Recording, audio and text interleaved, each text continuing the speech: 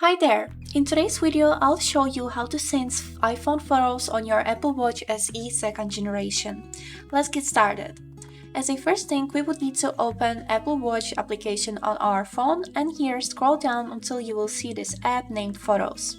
Here is it. Click on it and enable this function Photo Syncing, and you can select an album which will sync to your watch. Also, here are available functions as sync memories and sync favorited photos. And now let's move to the album.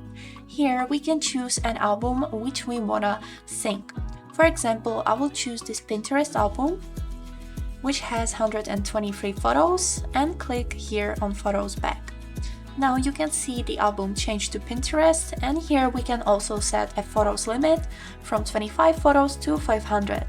And as the album has 123 photos, I will select 250 so I can see all of them on my watch.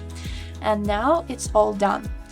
We can check it on our watch. For that, wake it up, click on this digital crown and scroll down until you will see this Photos app. Click on it, and here we would need to wait a little while until all of the photos will load on our watch. As you can see, they are slowly loading from 0 to 18 and it's continuing. And that's how you can sync the photos from your phone on your watch.